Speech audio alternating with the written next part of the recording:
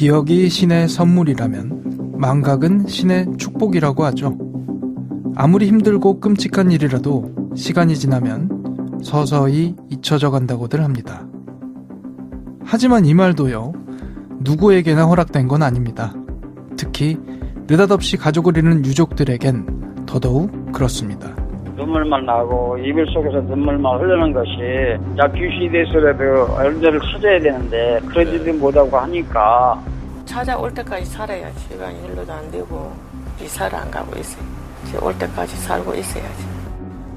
원인도 범죄도 심지어 생사조차도 모를 장기 미제 사건.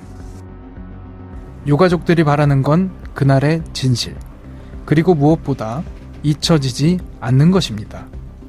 그래서 이원하 변호사의 사건 엑스파일에서는요, 매주 금요일 미해결 상태의 범죄 사건에 주목하려 합니다.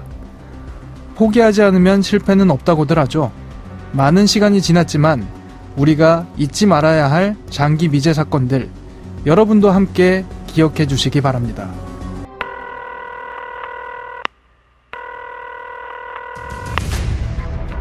사건은 보이는 것보다 가까이에 있다. 변호사의 눈으로 냉철하게 바라본 사건 사고. 이원하 변호사의 사건 X파일. 5번째 파일. 윤희 씨를 아시나요?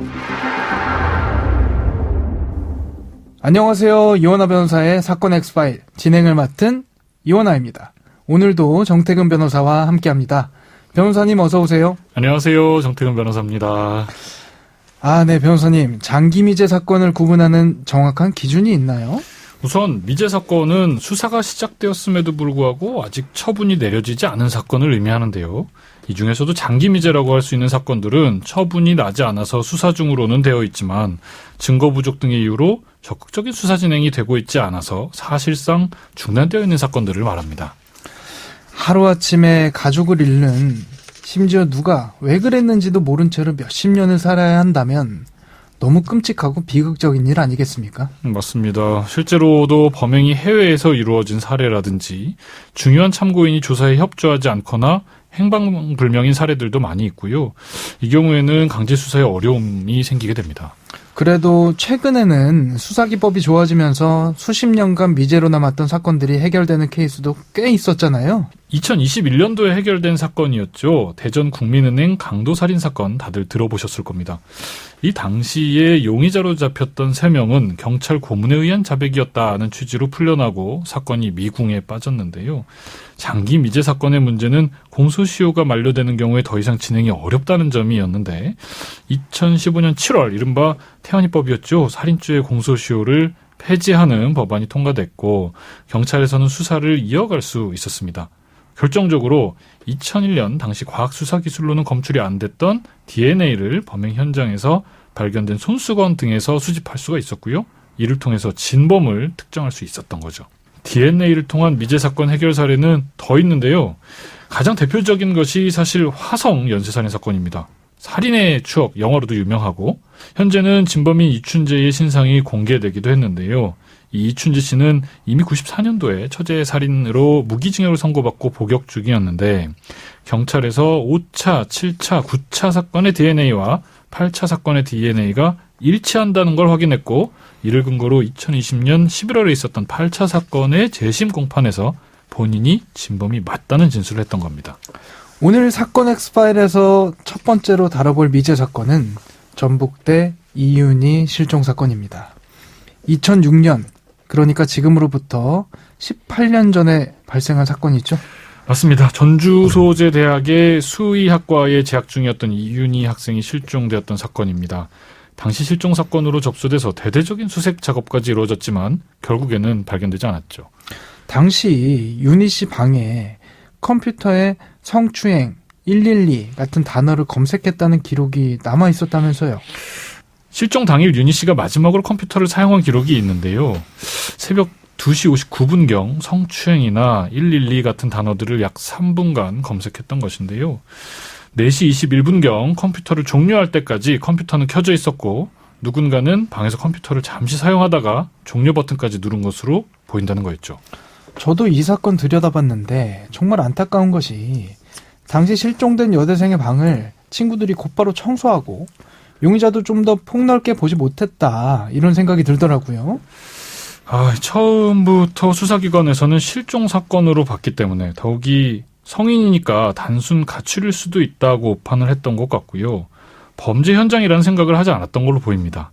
이 친구들은 당시 방이 강아지 배설물 등으로 더러워져 있으니까 치워줘야겠다라는 생각으로 한 것으로 보이지만 만약에 그게 정말 그 범행 현장이었다면 머리카락이나 지문, 족적, 혈흔 이런 범행 단서들이 될 만한 증거가 상당히 많았을 거기 때문에 이 청소를 했다는 부분도 상당히 아쉬운 지점이에요.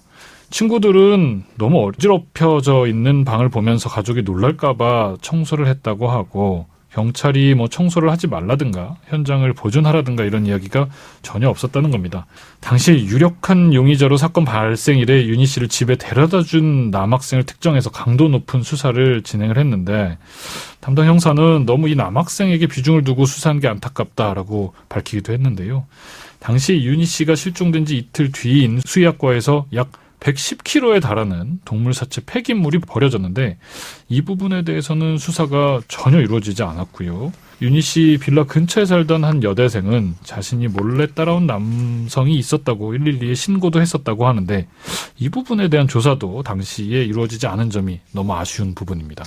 이 사건이 발생한 게 2006년, 그러니까 18년 전 일입니다. 그런데 최근에요, 전북대 교정에 노란색 스티커가 붙었다고 합니다. 바로 이윤희 씨의 가족들이 붙인 스티커라고 하는데 옆에 QR코드도 함께 있어서 그걸 찍으면 이윤희 씨 실종 사건과 관련된 사이트로 연결된다고 하더라고요. 이거 진짜 눈물 나는데.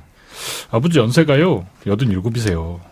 이제 여전히 우리 애는 절대 죽지 않았다. 시체가 발견되지 않았기 때문에 어떤 형태로든 우리 딸 살아있을 거다라는 희망이 있다. 이런 얘기를 하셨다는데 너무 안타깝습니다. 가족들이 당시 수사 담당 경찰관들에 대한 고소장 접수한 상태라는데 그 내용과 함께 실효성까지 짚어주시죠. 당시 경찰 수사에서 밝혀지지 않았던 내용이 있는데요. 컴퓨터 보안 전문가가 윤희 씨의 컴퓨터를 분석해본 결과 이분이 원래는 컴퓨터 전원을 끄지 않고 사용하는 분이라는 거예요. 평소 사용 방식과는 다르게 새벽 4시 21분 컴퓨터 전원 종료가 됐고 그렇다면 그 현장에 다른 사람이 있었던 것은 아닌지 충분히 의심할 만한 정황이 있다는 거죠. 그리고 더 이상한 것은 윤희 씨 가족이 윤희 씨의 컴퓨터를 처음 만진 건 윤희 씨가 연락이 되지 않는다는 연락을 받고 자취방에 도착한 7시 이후인데 그 도중인 2시 18분에 컴퓨터가 켜졌던 기록이 있는 겁니다. 그리고 윤희 씨가 실종된 날을 기준으로 약 5일간 만에 기록을 소프트웨어를 사용해서 삭제된 것이 밝혀졌는데요. 이런 부분에 대한 수사가 제대로 이루어지지 않았던 것으로 보여집니다. 수사기관의 초동 수사가 미흡했다, 실패했다. 국가를 상대로 손해배상 소송을 제기하는 경우도 있습니다만 이것도 시효가 있지 않습니까? 대표적인 사례가 오원춘 사건이었는데요. 당시 경찰의 늑장 출동이 문제가 됐고 결국 피해자가 무참히 살해됐죠. 경찰이 적절한 직무집행을 하지 않았다는 이유로 국가 배상 책임을 인정한 사례가 있습니다.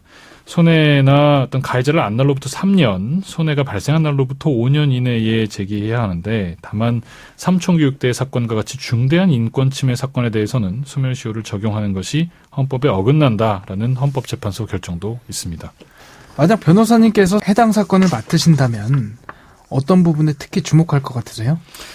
저희가 어느 시점에 이 사건을 맡았는지가 중요한 부분이 될 수 있을 것 같아요. 만약 피해자가 실종된 직후라면 당연히 범죄 가능성을 열어두고 여러 가지 강제 수사를 요구하는 방식으로 수사 요청을 했을 겁니다. 네, 맞습니다. 초동 수사가 사실 제일 중요한 부분이고요. 증거라는 것이 휘발하는 성질이 있기 때문에 처음에 확보가 되지 않으면 나중에 찾기가 굉장히 어려워지는 특성이 있어서 처음에 여러 가지 강제 수사 방법을 동원해서 증거를 확보하는 것이 가장 중요한 부분이라고 생각이 됩니다. 이원화 변호사의 사건 엑스파일, 매주 금요일은 잊혀져선 안 될 장기 미제 사건들 짚어볼 텐데요. 방송과 관련된 제보사항 또 꼭 다뤄졌으면 하는 미제 사건들 의견 보내주시기 바랍니다. 짧은 문자 50원, 긴 문자 100원의 비용이 드는 샵 0945 또는 YTN 라디오 유튜브 댓글 열려 있습니다. 끝곡으로 콜드플레이의 Fix You 듣겠습니다. 여러분은 모두 변호받아 마땅한 사람들입니다. 사건 엑스파일!